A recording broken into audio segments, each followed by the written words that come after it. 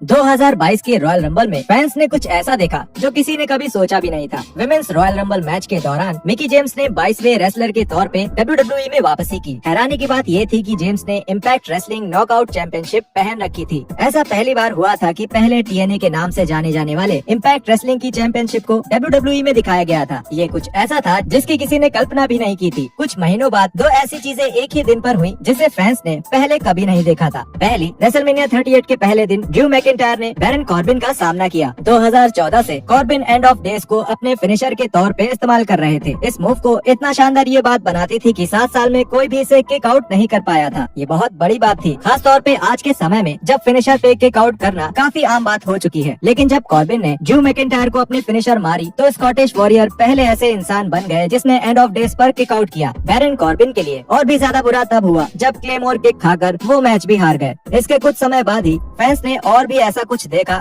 जो उस समय तक WWE में पहले कभी नहीं हुआ था। 2019 में ऑल एलीट रेसलिंग के शुरू होने के बाद से हमने काफी सारे WWE रेसलर्स को कंपनी छोड़कर AEW में शामिल होते देखा था। लेकिन ये 2022 में बदला। रेसलमेनिया 38 में सेथ रॉलिंस का सामना एक सरप्राइज ओपोनेंट के साथ हुआ। हमें नहीं पता था कि ये कौन है। तभी मैच शुरू होने से पहले स्टेडियम में अंधेरा हो गया और कोडी रोड्स बाहर आए। न सिर्फ कोडी ने उस दिन WWE में वापसी की, बल्कि वो पहले ऐसे AEW रेसलर बन गए जिसने ऑल एलीट रेसलिंग को छोड़कर WWE में शामिल होने का फैसला किया। कोडी के WWE में वापसी करने के लगभग 3 महीने बाद ही किसी ने कंपनी छोड़ दी। जुलाई 2022 में विंस मैकमैन ने अपनी रिटायरमेंट की घोषणा कर दी। ऐसा इन दावों के बीच हुआ कि मैकमैन का किसी एम्प्लॉय के साथ चक्कर है। फैंस और रेसलर्स ने कभी नहीं सोचा था कि ऐसा कुछ हो सकता है। 1982 के बाद से ऐसा पहली बार था कि विंस मैकमैन का WWE पर कोई अधिकार नहीं बचा था। 40 साल तक फैंस को दिखाई जाने वाली WWE की हर एक कहानी और मैच को मैकमैन ने ही अप्रूव किया था। विंस के जाने के बाद ट्रिपल एच ने हेड ऑफ क्रिएटिव के तौर पे अपनी जगह संभाली और इसके बाद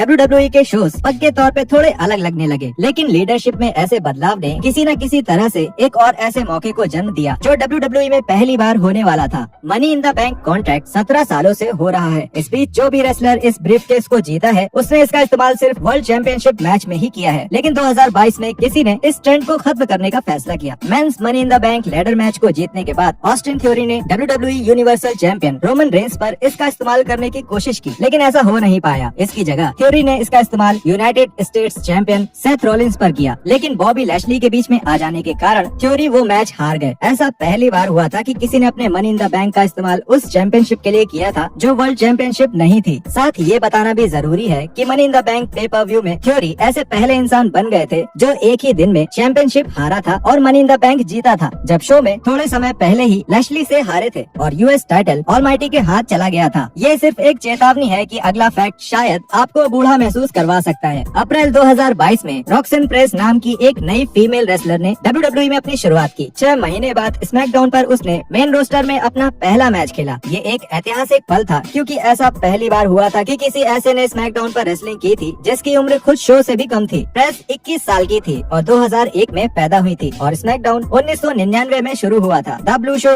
रॉक्सन पेरेस के पैदा होने के 2 साल पहले से ही चल रहा था। इस साल पेरेस ही एकमात्र फीमेल नहीं है जिसने इतिहास बनाया। लेवल अप के एक एपिसोड में थिया हेल ने स्लोएन जैकब से फाइट की। आपको पहली नजर में ये शायद समझ न आए, लेकिन इन दोनों लड़कियों ने इतिहास बना दिया। ये पहली बार था कि 2 टीनेजर्स ने WWE में किसी मैच में रेसलिंग की हो। हेल और जैकब्स दोनों ही 19 साल की थी। जहां इस मैच में हमने 2 टीनेजर्स को WWE में फाइट करते देखा है, वहीं थिया और स्लोएन WWE के मैच में रेसलिंग करने वाले सबसे कम उम्र के रेसलर नहीं है। जेफ हार्डी अपना पहला WWE मैच 1994 में 16 साल की उम्र में खेलने के लिए जाने जाते हैं। 2022 में WWE में और भी बहुत कुछ हुआ है। साल के सबसे शानदार और सबसे बेकार पलों को देखने के लिए स्क्रीन पर दिख रही प्लेलिस्ट पर क्लिक करें।